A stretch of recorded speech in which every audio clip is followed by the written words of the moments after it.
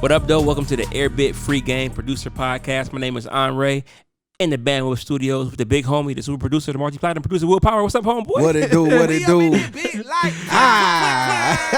Yo, man, I'm being silly, man, but we are sitting here, man, in the Bandwidth Studios in Atlanta, Georgia, man. You know what I'm saying? How you feeling today, man? I'm feeling good, man. You know what I'm saying? We are like super producing this show right now. You know what I'm saying? A lot of people don't realize that like we do these really dope interviews, and then you and I get to come back together like on another date and like really put together these fly intros. Right, or the same date, but whatever. Same date, it's whatever. You know what I'm saying? We doing what we do.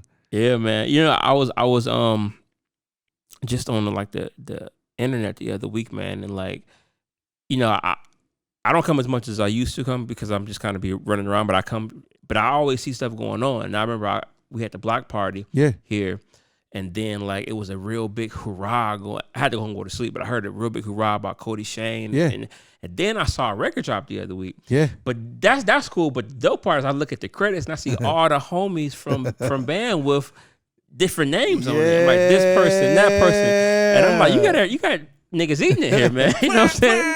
Yeah. Like, so listen, first off, I'm blessed to be able to even have these kind of people come in the studio to work. Yeah. But we had a great opportunity, man. Cody Shane is a really dope artist out of, I think she's from Chicago, but she lives in Atlanta. Okay. So essentially, man, she came here, man, did her album, man. And, as she was wrapping up the album, she asked us, you know what I'm saying, yo, y'all got some beats? What we talking about? You know what I'm saying? So we booked out whole week, man, and worked with her and did some crazy shit.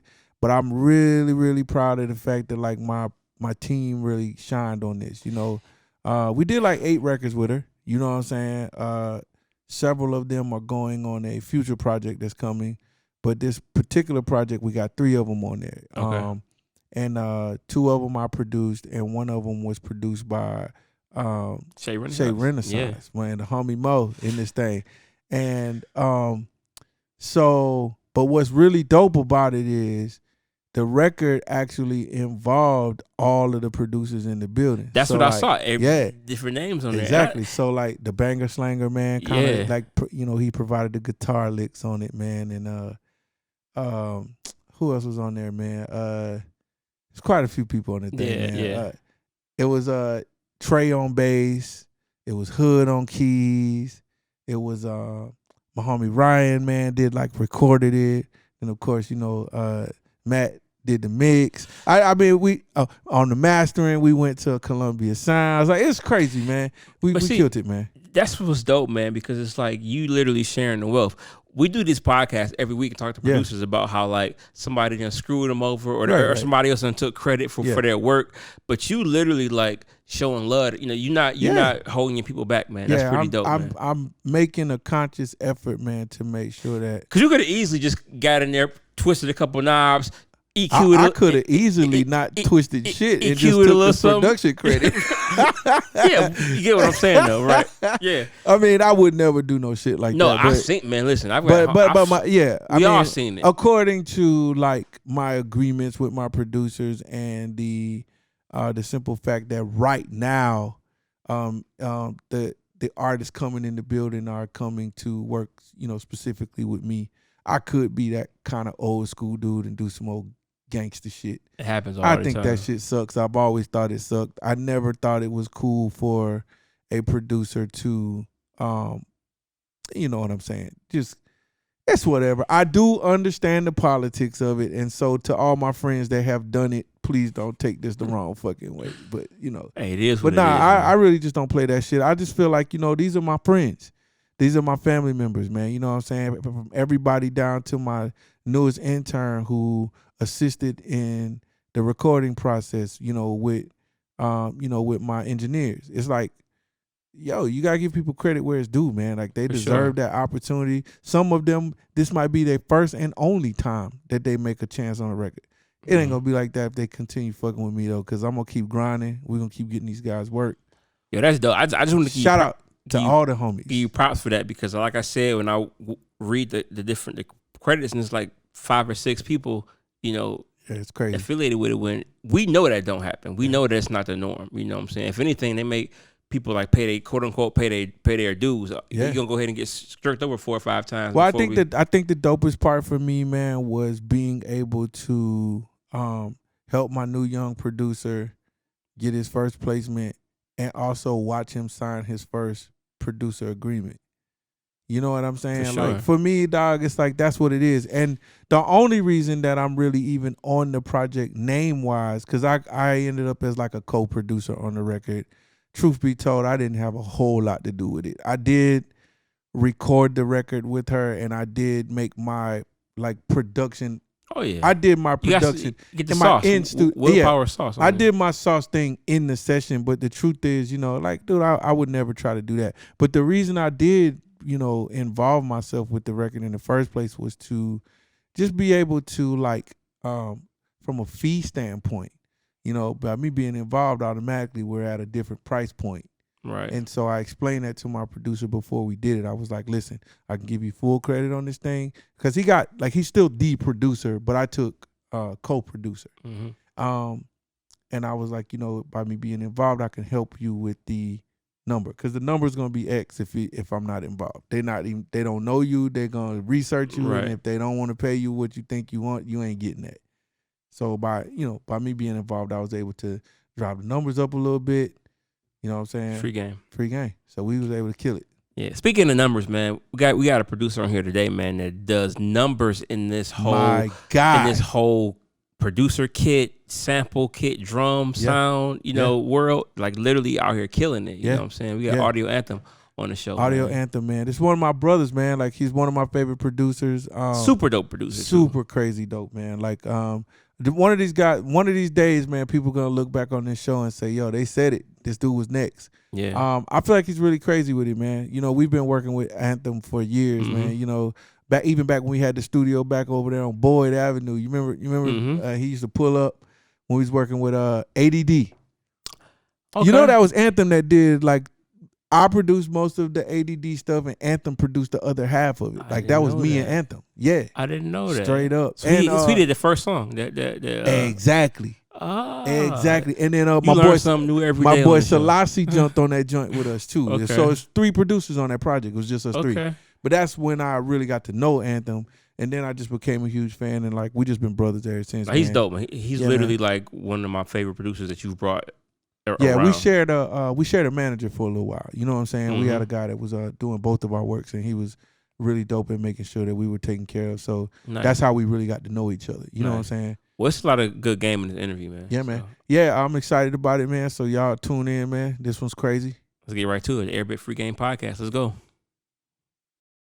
What up, though? This is the Free Game Producer Podcast. My name is Onrea. We in the Bandwidth Studios, you know what I'm saying? Shout out to Airbit for bringing this podcast to us. Yep. And I got the big homie, the super producer, the multi-platinum producer, Will Power in the building. What up, homeboy? Yeah, man, we in this thing. Here we go with the sound effects. It's too early for this shit. We in this thing, man. We got a dope episode for y'all, man. We got a very special guest in the building. Yeah. This guy, man, is one of the dopest up-and-coming producers. Yeah. I remember a couple of years ago, you was playing beats in the old room. Yeah. And I was like, who is this? This is Audio Anthem. Crazy beats. I mean, I'm talking about a wide range of styles as well. Yeah. Real dope, man. He's got some good work with like Bobby Sessions. Yep. A bunch of dope placements. Also, Crate League. Yeah. You know, a lot of dope sound kits, a lot of dope, resources for producers out there. We got Audio Anthem in the building. What's up, homeboy? Chilling, man. Glad to be here. Yeah. I'm doing something here, man. That's dope, man. I got my dog in the building today, man. No, you very dope, man. We've been looking forward to getting you on the show. You know what I'm saying? I want to start this up. Let's start it up. Let's get it. All right. So, like, you know what I hate? I don't hate it because I know that it's necessary. But like when we have to talk about producers like yourself, we have to say shit like up and coming and like, you know, we got to introduce it in a way that like people. So it's for those that don't know you, can maybe go check out and see what's going on. But like the reason I want to kind of address this is because I've known you for a long fucking time, dog. You know what I'm saying? And so.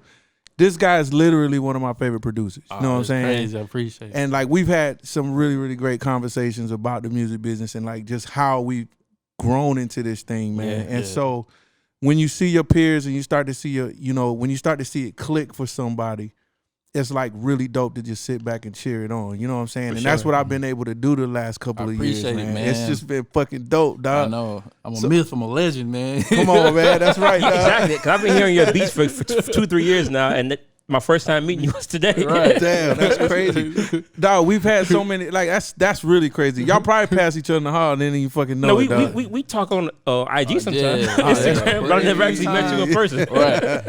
Well, yeah, man. So let's get right into it, man. Yeah. So what's going on with you, bro? Like, what's been up? Man, it's been crazy, man. I've been Yeah. working, you know, with the Crate League. It's been taking care of me, you know. That's dope. You know, just had a joint come out the other day with araabMUZIK on Dave East album. Mm-hmm. You know, I did a sample replay for that, so that was tight. That's super dope. Yeah. Yeah, that Dave E shit's got like a lot of buzz going on right now. I Yeah. just saw the like a freestyle, man, that he did on Flex. Yeah. Okay. Killed that shit. That's you know a what I'm real hip hopish album too. Like I was surprised. Yeah. It was like some New York, you know. Yeah, it's a lot of vibes on there, but it's definitely New York. Like, So when you say you like replay the sample, like how did that happen? What was that about? Man, A-Rap hit me. He was like, yo, got this sample. Like, I need it replayed. You know what I'm saying? Ain't gonna make it on the album. And I was like, cool. When he said that, I was like, all right, this might be something crazy. It wasn't a mint condition, was it? No. Okay. No. No. I don't know where this sample was from. It was a crazy sample. Like, Yeah. I listened to the whole song and the little part that they took from it. I was like, yeah, that's dope. Yeah, that's dope. But he hit me up to see if I could replay it, and I heard the little loop. I was like, "Oh, this is easy work," you know, because it really was just some strings, some keys, and then a horn. You know what I'm saying? So I did that like really the meat of the sample. I replayed that like in an hour. Yeah. Send it back, and from there we were just going back and forth, just tweaking it and stuff. That's crazy. Yeah. Yeah, I love it when that happens, man, because I don't know if y'all had, I don't even know if y'all really had to go through the process of actually clearing the sample or not. If I ain't had to do that. Yeah, so I think that's dope. Nah, man, because that's really like when you're able, when you're a musician or a producer, man, you know, and you have that ability, man, like it's the cool way. Because what normally happens is when you replay a sample, you can either like really fuck that up, Right. or like you can make it so dope that like it's a whole new thing. Yeah. And I think that's the cool part about that shit, man. So Okay. yeah, so I think that like you know, from all the years of knowing you and shit, man, I've heard everything. I've heard you do like some of the craziest shit. What made you decide to go into the lane of like, you know, sound packs and like making samples and going in that It's lane? crazy. What happened was I was just, cause I was using like, you know, Frank stuff and Frank Dukes and those guys stuff like that, whatever. But I was just really messing around. That's how I got into it. Just like, cause I know one of my strong suits is being able to recreate a feel or sound or whatever. Just, you know, a vibe. So that's why I'm able to make a wide range of music or whatever. Cause I hear it, I'm like, okay, I know what that consists of. That's or whatever. dope. Yeah. So I was just messing around one day and just made something. And the power of Instagram, I posted on IG. And this other dope sound designer, shout out my dude Mario, he hit me up and he was like, yo, that's crazy, whatever. You ever thought about doing sample packs? Right. And I was like, nah, not for real. You know what I'm saying? So he shot me a DM and we rapped back and forth or whatever. And he's like, yo, just cook up like a 10-piece or something and shoot it to me. You know what I'm saying? I can try to put it on Kit So Hard. I think that was Illmind site at the time. Yeah. Because he was cool with Atlas the Plug. Mm-hmm. So he linked me with Atlas or whatever. I did it, the 10-piece, which is my first sample pack that's on Drum Broker right now. Wow. Or whatever. So I did it or whatever. And they was kind of taking a long time to respond back or whatever. So I was like, all right. I got a few credits and I understand like having leverage in situations and just being able to, you know, if you say I've done this or so-and-so, they're going to look at your email and be like, okay, let me check this out. Yeah. So I just I cooked up the 10-piece. I had it for like 2 months. Yeah. Sitting on it. I put it out for free for people just to download, just to get an email list, because I understand like having your own email list is important. And it's facts. That's how you make money. Yeah. So I just cold emailed the drum broker like, hey, you know, I've done this, that, Oh, that's crazy. check out my sample pack or whatever. So he checked it out and he was messing with it. He like, yeah, this is tight, man. I'm gonna put it out when I come back from vacation or whatever. Damn. So he put it out, and then from there, I'm like about to be 30 pack strong, you know. 30 Yeah. Listen, so like a few years, like maybe even a few years before this even happened, Yeah. you were the reason I did my first sound pack. Oh, for real? Yeah, I did a kit called the Syndrome kit. I remember that. And I remember talking to you one night about it, and you were just like, bro, you got the, you know, you have the reputation, you have like the history musically to be able to do this type of stuff. We talked about how, you know, what you thought I should do about it. And I put my first kit together like that. That's when I went and got like, I had like a custom snare made and a whole bunch of stuff, man. And I was cooking it up. And it came out really dope. It's actually done pretty well over the years too, man. Like, but, and I've also like heard it used before. Like people would really chop this shit up and go ham on the shit. So I just thought that was crazy, man. But I didn't think that even at that time, and knowing that like people like Illmind and a few other people were like really killing it, man. I didn't understand the magnitude of it at the time. You know what I'm saying? I just started to understand the magnitude of it or whatever. Like this last year, I'm like, all right, you know what I'm saying? And I'm on that level. I'm not on that level yet because I know they're killing it. You know what I'm saying? So like, because I know now that this is like your full-time gig. Like this is what you do. Yeah. Congrats on that first. You know what I'm saying? Like that's a step that like most people won't take. You know what I'm saying? Yeah. And so in doing that, like what made you, like, can you talk to us about like how it had to become like a real business for you? Man, shout out to my wife. I'm gonna be honest with you. What made it a real business is my wife. Yeah. Like telling me like, hey man, you make more money than you make at your job. Yeah. You know what I'm saying? So why don't you just try to get your plan together to leave your job and stuff like that. So I started, you know, saving my money, you know what I'm saying, putting money to the side and stuff. And really just thinking about it as an actual job in the business, you know what I'm saying? Yeah. So that was really the main thing is, I guess, my wife having confidence in me and be like, hey, if you can save up this amount of money, then you can go full time. Shout out to wifey on that one, dog. Come on, man. You know and that's free game too. A lot of people don't have that dedication to treat it like a job. Like give dedication to a 9 to 5. Why not do it to your craft? Right. So can I ask? Would you mind telling us like what your day consists of? Like, because I know it takes a lot of discipline. And like, so I follow you on all your social media and everything too. And I also watch that like you're not only like building a brand as a you know, a sound designer and things like that, but you're also like really big into like motivating the do-it-yourself type of energy. You know what I'm saying? So can you talk to us about like your day? Is there like a order to it? It's really like I got to the point now where like I really have a system and I treat it like a real job. Like you see me, I get up in the morning. Yeah. I might take my dog for a walk. Yeah. I might go get some coffee. Yeah. And then I come back and just start working on packs. Right. Like some of my peers, like we've been talking or whatever, and they were like, how long it take you to make a pack? I was like, I can make a sample pack in one day. Yeah. If I just sit there and make one. Right. You know what I'm saying? But for the most part, I just get up. Different days I do different stuff. So like on Mondays, I do a lot of business admin stuff. Like I send out MailChimp emails or just look at the new subscribers I have to my email, import them and stuff like that. Yeah. And just most of my packs, I plan them out ahead. So I do all the artwork and stuff before I even make the music. So, that's fire. Right. So I just, you know. That's kind of like inspiration a little bit on it. Yeah, I got you. I sit down and just, you know, see what I got coming up. Okay, let me get some artwork done for that, knock it out or whatever. And then from there, I just sit down and start making some packs. You know, I try to make like at least like 5 samples a day. You know, I don't do it every day, but the days I do it, you know. So do you approach them like beats? Like exactly. Okay. That's how I was able to wrap my head around making samples. Is being a producer and being like, okay, how do I make beats? Because you know how I make beats. I make beats pretty fast, you know? Yeah. But it's like I just sit down and just approach it like that. Like even the drops in my samples is like same thing I would do in a beat or a song. Yeah. And stuff. So I mean a couple sample packs that I got from you, like I realized that like if I put some of them together, it actually was, it seemed like it was a part of like a production. Right. I think that's fire. So like I noticed that like right now, the way it works is like everybody's going to like a Splice. They're going to like a, you know, sounds.com, those types of places to get stuff. How dope is it to like what does it mean to be like more exclusive? Cause you know, like here's what I hate about going to, of course, to like a sounds.com or something like that. And shout out to Sounds. I'm not hating on it. But I just mean like, so when I go on those types of sites, I kind of be like, well, damn, if I use this, you know what I'm saying? Like, you know what I'm saying? Is somebody else gonna use it? Yeah. I mean, I still like to approach shit differently. Like I would still chop up something that I've got, but sometimes the shit be so dope. It's like I don't really want to change it.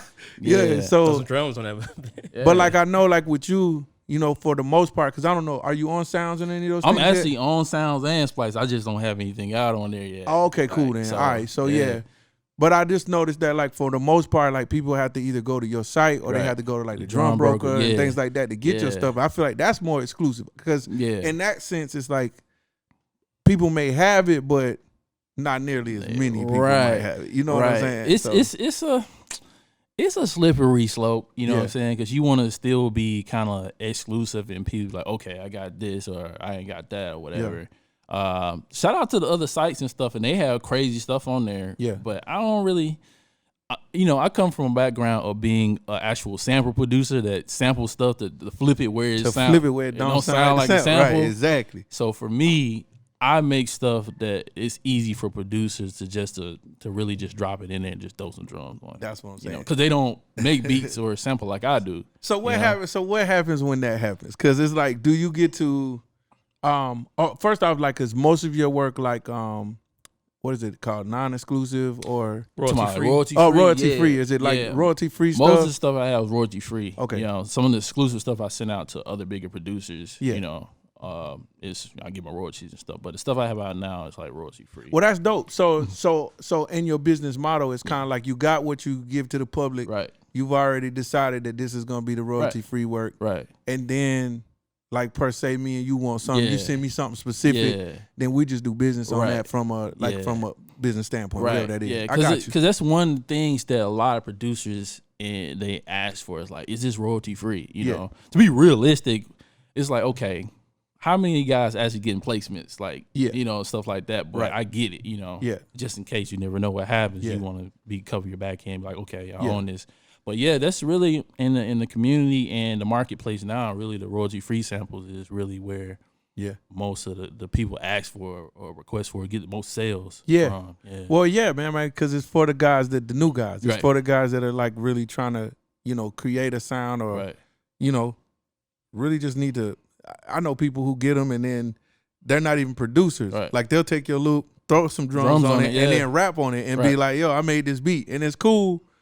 But we know it's that, you know what I'm saying? So because we come from a different background producing music, so it's like, we gonna. Well, I've learned I respect it, man. Like honestly, man, like for me, I'm sitting back going, why didn't I think of this shit earlier today? Yeah, because I'm just like, yo, it's a crazy source of income. It's also like another way to leave your legacy. Because the truth is, bro, like that's just as gratifying to me. It is to have like it's one thing to go get a record placed, the next thing you got somebody on it. Because, for me, it doesn't matter if they independent or major. Yeah. Good music is good music. So that's what I'm going for. Right. And so if I'm doing samples and now I'm also inspiring other writers and producers, it's like, that's a great feeling to have, bro. So for me, it's been like just being able, it's another way for people to see that you're dope or you have talent. You know? And for me, that's been a huge eye-opener for me. This year is really just people reaching out like, man, you super dope. Yeah. You know what I'm saying? This, that, and the third. I'm like, they don't even know I make beats better than I make samples. Bro, listen, man, that's the thing. So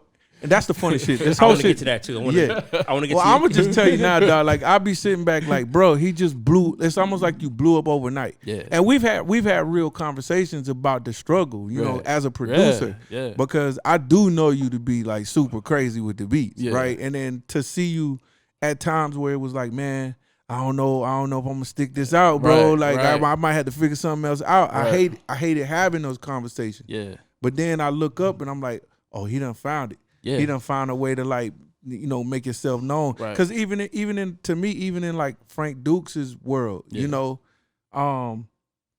one of the world's biggest record producers right now, and it's from samples. If you go on his Genius page and you see all the songs that got his samples, it's crazy. It's like crazy. Dude's killing it. But it came from the same thing, from making beats and not be able to clear a sample and be like, man, let me figure out how they make samples. So let me figure out. Yeah, like it's King something. It's like a group. Like they got a band or something they do. What's the name of the Frank, I think he linked up with the Daptone guys. Yeah. The Jay-Z sample, dun, dun, dun, dun, dun, dun, those guys. Whoa. Yeah, that's how he kind of went and like learned how they make that sound or whatever. You know what I'm saying? And that was like in 2000 something. Bro, I was working with Luda one time, man, and he brought me this CD, man.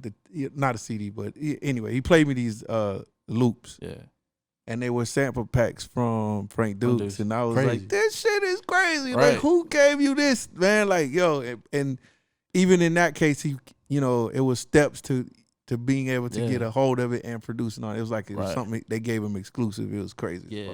So, he definitely is like, I would say the godfather of like this whole business model of that's insane. MXX Audio, shout out, you know, Ill Mind. Yeah. You know, a lot of guys that like laid the groundwork for a guy like me or the Crate League or the rest of the guys on the site to come through and just, you know.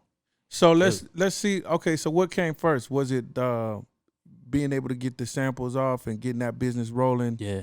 And then getting the major placements, or that definitely came. Well, I think they came kind of like simultaneously. Simultaneously, because you know I was doing work with Bobby and stuff. So all this happened like at the same time, but to be able to like build my own relationships based off the samples, you know what I'm saying? It's fire. It's fire because you know, like big producers just like DM me, you know. That's like dope. Blue checks, like blue check.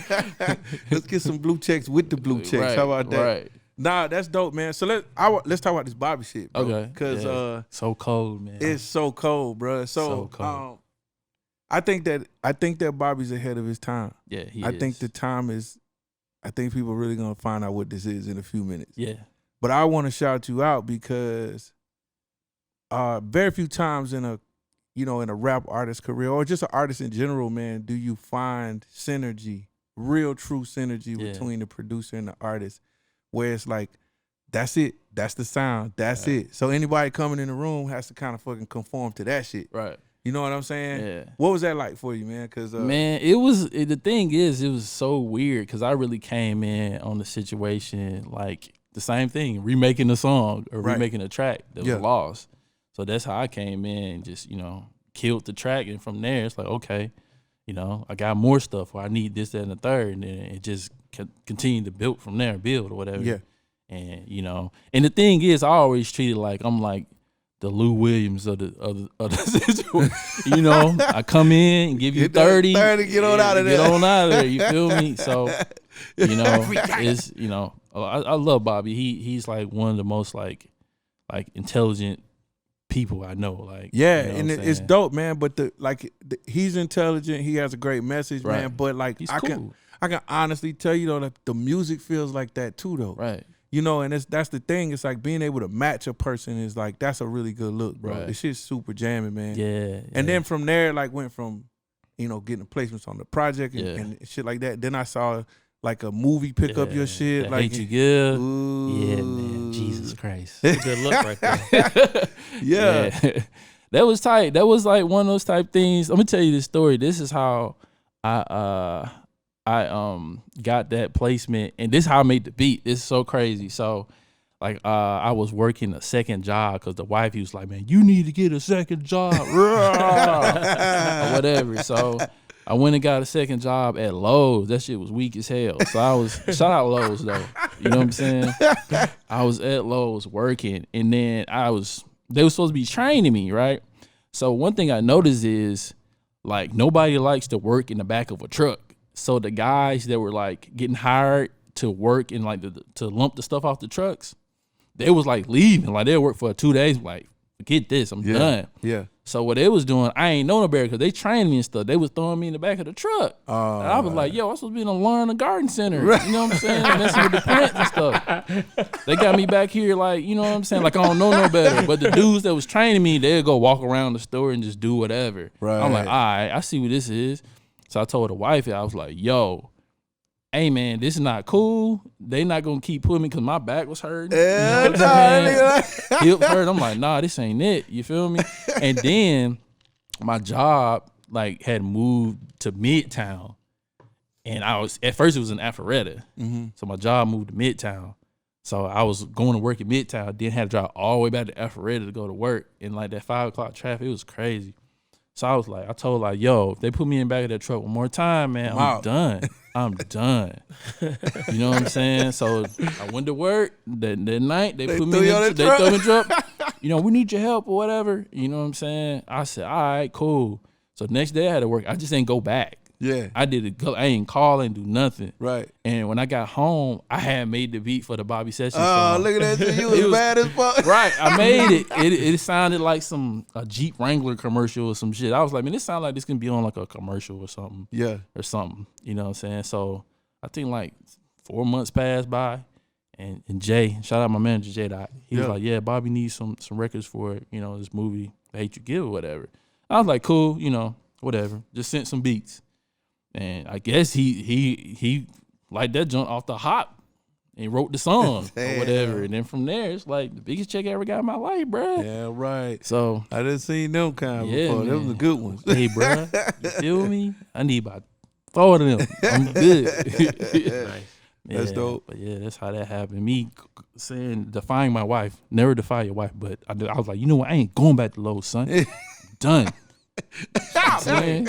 Follow your gut and your instinct. Feel me? So even with the production, we kind of didn't go there, but like, you know, what do you produce on? How did you get into producing? Like, what is your backstory? Where are you from? You know, I'm from Birmingham, Alabama. Yeah. Yeah. Yeah. You know, which is crazy. And I tell people that, they be like, what? I'm like, yeah, I'm from Birmingham. So Nice. I started music really in the church. I think everybody kind of has this story. Mm-hmm. Like I played drums at church. Shout out my mentor, Snipe Young. So I got my big bro, Snipe or whatever. He actually had 2 records on Chris Brown new album. Damn. You know what I'm saying? Yeah, like he out here killing. You know what I'm saying? But yeah, he was a drummer when I was growing up in church, and he was a gospel rapper. So I wanted to follow in the path. I was like, shout out to all the gospel rappers. Yeah, Man. Shout out to them. he was a gospel rapper. Like I was like, damn, I want to do that. You know what I'm saying? Just being, you know, the younger guy under him or whatever. So after a while, I just kind of followed his footsteps. And my mom did music, so she sang, and my dad was a DJ. So I was always around music and stuff. So just over time, man, just kept doing music. And my this pastor, youth pastor at my church, he had, this is when what is it called? The LimeWire was out.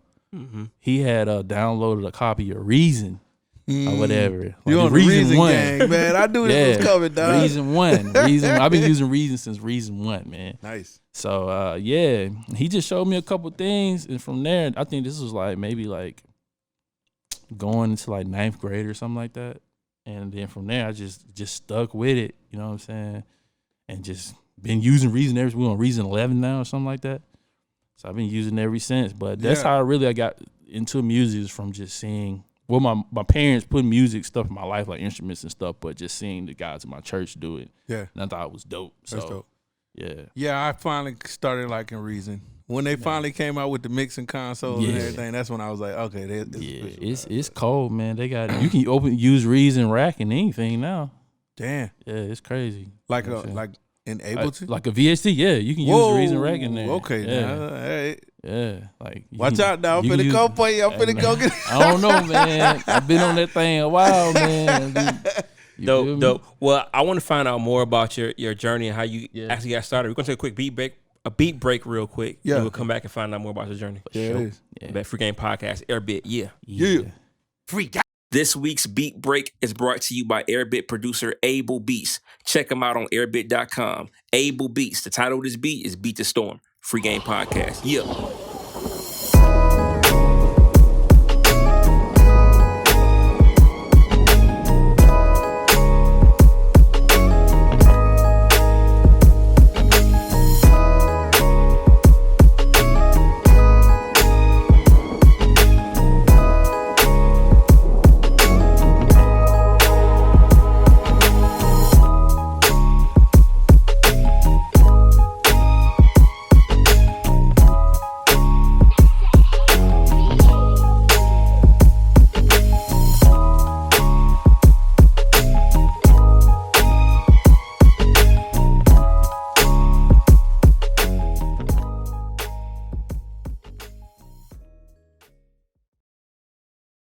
Welcome back to the Free Game Podcast. We're here with the homeboy Audio Anthem, you know what I'm saying? Willpower, Airbit in the house, you know what I'm saying? Yeah. So you were talking about, Crate League and all your how you got in the whole sample pack game. Mm-hmm. How would you say that how was networking and play a role in that?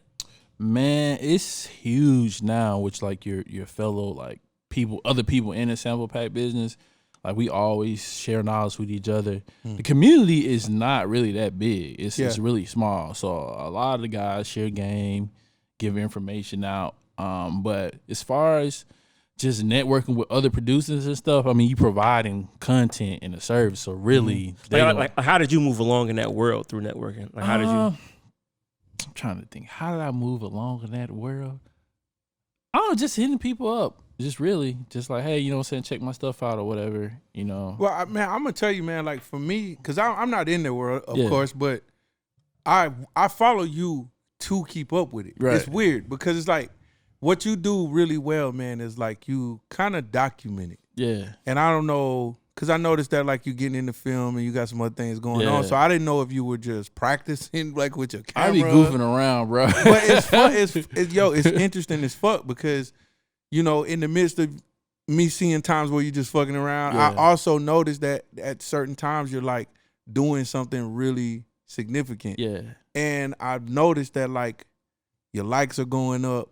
Certain influencers in this industry are starting to follow you and it's starting to make sense. Yeah. So I know that this is like a relationship thing. You know what I'm saying? Like it's more so like me just not thinking about it. Like I'm just doing something I like to do. You feel me? Yeah. It's like just being likable. Yeah. And all of a sudden it's like working for you. That's one thing I learned. Like if you just a nice guy, you cool and you treat people with respect and just be, don't be the guy that's like over here in the corner acting weird. Right. Or the guy that's like overly asking motherfuckers for shit. Right. It makes a huge difference. You're like a likable person. Like, if you're a likable person, people, they'll reach out to you and that's free game. Yeah. Like that's dope. I try not to be like the industry, guy or whatever. Like That's sick, man. So like so when you say like there's a community, like do y'all like have ways to communicate? Because it feels like it's weird. It feels like it's almost underground. Man, it's like a secret society. Man, it's almost a secret society. Really, I have a lot of guys' personal contact numbers and stuff like that. Like we like really talk, like text and talk and stuff. A few of the guys, like, shout out Soul Surplus, shout out Pat Pillerman Jr. rather, shout out Coop. Shout out to everybody. So, it's just, I guess, having the respect among your peers and stuff. Right. Like, they'll reach out and ask, like, yo, what is that? Or, say, what you using right now? Or, what do you guys think about this? Or whatever, this and third. So, it's just like the community is really like, it's like they're kind of close, We all talk to each other and, share. I noticed this. So, when doing sound packs, I know that having something, quote unquote, like unique is really important. Yeah. But I kind of feel like branding is important. It's huge, bro. Cause I noticed like your artwork is always super player. Shout out Cam One. Yeah, but like you got this vintage looking shit that just like it always rocks. It's like, yo, I want that. Yeah. I've reposted your shit. Sometimes, I mean, of course, out of support, but sometimes I repost it because it look cool as fuck. It's I come from a like I love design. Period. You know, branding and design. Like I'm really into it. Like I went to school for like marketing and stuff. So, that's one thing. But having just a consistent brand and just not being all over the place. So when I look at it like this: crate diggers, when they dig through albums and stuff like that, if they look at the cover. And they're like, okay, this is like crazy or whatever. Or if it got somebody on there with a guitar, then you know what it is. Mm-hmm. So that's why I do with the Crate League stuff. Like most of the titles go along with what the cover is. Yeah. So like I got this pack coming out called La Caja, which is the crate in Spanish. Right. But it's like in the desert with like this old school car and stuff. So it's you see that this may have some like Spanish guitars or something in it, something like that. You know what I'm saying? That's fire, dog. Yeah. And I really appreciate this, man, because you're absolutely right in that sense. Like whenever I'm digging in crates for an album, it's subconscious. Like you don't know what's on it. Yeah. So you visually picking what you think is gonna be dope. Right. So it depends on the cover. If the cover got a fucking nigga crazy, you know what I'm saying? I'm listening to this shit. You know what I'm saying? Right. Or, Yeah, that's cold, bro. Yeah. That's really dope. Yeah. That's a lot of thought put into that, man. You know, Yeah. most people not. You know, now I'm starting to kind of really understand the whole premise behind Crate and everything. League. Like it's fire, dog. Man, you know what? Really The thing thing. how I started Crate League, it started out as a T-shirt company at first, so I was gonna get some T-shirts with just like some crazy ass like LP covers on still it. do that, by the way. I Keep it probably going. can't. So Don't Crate take League that. is you. Don't take that. So Crate League is all you. Yeah, it's me. That's Dope. fire, dog. Dope, I'm telling you, bro. Yeah. Like you people own think one. it's like I got a couple guys I work with. Shout out my boy Root. You know what I'm saying? Shout out my dude Luke. But like for the most part, it's really just me. They think like, oh, you guys. I'm like, nah, it's just Was really, this league, right? Yeah. Well, so It's the brand. let's talk about that. Yeah. Like, so shit. Why don't you just like go ahead and like officialize it? Like, you know, shit. Let me join the Creek Hey, League, man, dog. come You on, know what I'm man. saying? Yeah, Get that membership going or some shit. Go with it, bro. I think it's amazing, bro. Yeah. I think it's dope. Yeah. You got me interested, and like a lot of people are interested. But I Yeah. think that, like for myself, the reason I haven't really jumped in full steam is like I just don't understand it. Yeah. And It took me a set to just wrap my head Yeah. around the idea of just making samples, period. Yeah. Like I had to research, okay, how they record music in the 70s and 60s and stuff. Like how do Yeah. they make it sound like that? So I think one of the fears that I had was just like, so what happens if I give up one of these damn samples and this shit it go crazy. It go crazy. Hey, man, we in the business of taking the L before you like get a win anyway. You right, man. Like feel me? that's So, free game, dog. you know what I'm saying? You're right about that. But Right. still, I'm like, It's just like I had one like nah, yeah. but nah. So there's no like clause in the contract, like no the fine print, like if this sells over 1 million. You know, I No. wonder if that's doable because It's- I do know this. Like for instance, like in like say a producer deck or something like that. You know what I'm saying? You can adjust your point systems at certain sales rates. Yeah. So like say you decide to take 3 points on a record but after it hits 500,000, sales. Yeah. Then we going You up gotta file lawyer. 0.5. If you got to file lawyer to even tell you that. Like Yeah. the average producers don't even. They're like, okay, man, I get how much? Okay. Yeah, nah, my lawyer feel me? keeps But me I in mean, the game. We like we going up 0.5 every If time you're- we hit a half a mil. if you're a new producer, that's Yeah. still a good deal. Like, yeah, if this blows up, I got to give something back, but I don't got to pay anything extra up front to use it. Right. And it's royalty free for now. But if it hits a certain level, of course, Yeah. that's not really a bad thing for it. It's not. It's one of those type things where like it depends on the relationship. Like if I'm sending you some samples for free that I done work hard on, that I get paid Yeah. for them, like we gotta have that conversation. Yeah, we got to. You know what I'm saying? Yeah, of course. If you ain't really go buy it, and you hit me up like, yo, send me some joints, bruh. You know? I'm like Will though. Even if it's something you just kind of threw together real quick, Yeah. but if it blow up, it's like, wait a second, like Yeah, I kind of did that. Yeah. Like wait, hold Well, on. I do know this. I do know that as you're growing in this field, of course your stock goes up, and so does Yeah. your the way you do business. You is probably change the gonna TOS real quick. Yeah, like, when you yeah. when you get to a certain level. You Yeah, learn I the think so, service, yeah. man. I think the moment, and the moment one of them blows, it's like Yeah. that's gonna make all the sense in the world. Yeah, Like, yeah. It's really, I tell a lot of like guys because I do like consulting. So you guys hit me up if you need some advice. y'all heard? But- Yeah. Now I tell them like it's just it's the music business. It's just business in general. You just don't you try to get your foot in the door and get recognized first because it's a bunch of people with their hands up. You It feel me? is right, Like how are you gonna stand out? You gonna be Yeah. the guy in the pink shirt with your hands up right. so they can see you. Yeah, So you may need to do something out of the norm, Yeah. than what everybody else is doing. And Yeah. from there, once you in there, you can.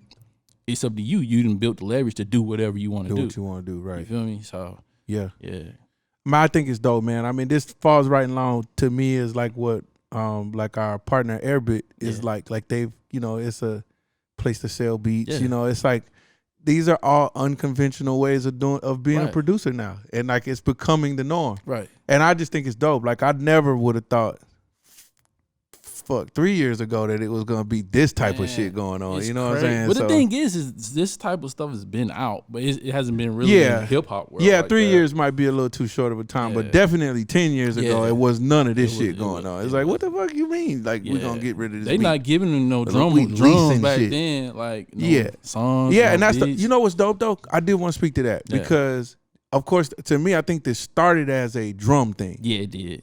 Now it's like, yo, like you be flat out like giving people melody lines, bro. I It's be like, getting yeah, that. Now I got the drums. Now people like, yo, when you dropping that new tabs pack? Come 'Cause on, I got the man. drums and stuff. And they like, man, we need those. yeah, But it's definitely. I'm shocked and surprised that like a lot of people don't make melodies like that. It's like hard for them to make melodies. A lot of people can't make melodies. I didn't know, bro. I was like, man, I be just real quick. Yeah, no, listen, trust me, man. Like I do think that some producers have that edge. Yeah. You know, like the melodic guys. Right. You know, like anybody who can play an instrument. It's like you said, if you could pick up an instrument, bro, there's no reason why you can't be getting a bag. Can't if you can play. That's all. Like no shots against session musicians, but I know plenty of session musicians I didn't hit up. Yeah, like yo, let's work. You know what I'm saying? I'll pay you, brother. Yeah, I talk to them all the time too, bro. And you know what? It's like it's a light block there, man. It's a light block. It's kind of like some people would rather like it's like some session musicians would rather come in and get paid on the spot for the session, right? And it's like, bro, I'm trying to tell you that this one is a major. We can place this one, right? And even if it take a minute to place it, when it places, you good. You don't want this 300, right? You gonna want this. What's gonna come with this, right? Yeah, man. I don't know, but it's crazy, like, bro. Listen, I mean, it opens it up for people who understand it. Like sometimes you can't. This is free game, but it ain't gonna be that. It ain't that free. You feel me? So what's next for Audio Anthem? What you got down the pipeline that you can talk about? Man, well, my motto when it comes to music stuff is it's not official until that paperwork come over. Come on, man, boy, the producer look. declaration come over. You know what I'm saying? So it's some dope stuff down the pipeline, but I can't say until that paperwork come over. And I'm like, okay, respectable. Respect. I mean, get the bird man hands. You know what I'm saying? Yeah. But now just continue with the Crate League. Trying to venture off into do some more music, like instruments and stuff like that. Get into guitar pedals, just other stuff. Learn how to do other stuff. Yeah, I know that you're getting also into like studio design, room design. That's just something I like to do. We see you changing up your home studio. No, man, I love it. I love it, man. But that's the shit I'm talking about. It's like you may not realize it, or maybe you totally realize it. I know what type of thinker you are. So it's like it's probably planned. But at the end of the day, ain't planned. I just be like, man, you know what? I think I'm already thinking, I'm like, man, I might change these panels eventually. My wife but like at least you got enough you have enough awareness to know that I'm gonna let people know that that's what I'm doing. Yeah. So that puts you in a different place, bro. Right. Like now I would literally call you to like redesign a room for me. Hey. Like, yo, come in here and look at this shit and tell me what you think it should be, bro. And it's like, Bean, I would do this. I do it. I've called you several times. We've talked about equipment. Yeah. I really admire you, man. I think that you have a really good grasp on what's popping. Yeah. Because I know fashion-wise, you know what's up. Man, I know shoe-wise, you know what's up. I'm rough out here. You feel me? But I know you know. You know what I'm saying? I just know what's up. You know what I'm saying? Yeah. So I just think that's dope, man. I think that's what's really driving your whole brand. It's like you got a cutting edge energy, dog, that I think that people should pay attention to. I'm just really into like outside of I'm into design and stuff. Just anything like, buildings, rooms, art, anything like that. I'm like, that's fine. Like Kanye, you know what I'm saying? Yeah. But I ain't spazzing out. Like Renaissance. Yeah. You know what I'm saying? Yeah. That's really dope. That's dope. So let us know where we can find you online, any websites, any social media handles. CrateLeague.com, you know what I'm saying? Audio Anthem on IG, Twitter, the Crate League on IG, the Crate League on Drum Broker, come shop with me. What's up with the consulting side of it? Like, do they just reach you just shoot me a DM. You know DM. what I'm saying? There it is. Bet. Yeah. Well, thanks for coming on the show, man. Appreciate y'all, It's man. been dope, man. Real This pleasure, been my super dude. dope, Yes, sir. Already, my guy. Had to come out the closet on y'all. You know what I'm saying? Maybe like 6 months, a year from now, come back, let us know all that stuff that did happen that you couldn't talk about now. Lord willing, that'd be crazy. I come out like, hey, man. I already know we're going to hear some really fire shit this year because I witnessed some fire shit that's about to happen over there at Def Jam. I know what the fuck is going on. Slappers right there, man. Yeah. Well, there you have it, man. Airbit Free Game Podcast. You know what I'm saying? Yeah, my brother. Free Game. Yep. Yo, we hope you enjoyed this episode of the Free Game Podcast.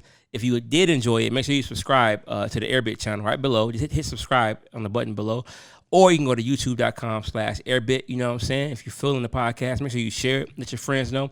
Also, there's an audio version of the podcast. Look in the notes below and you'll see where to subscribe to that at. Yeah. Free Game Podcast. Free Game.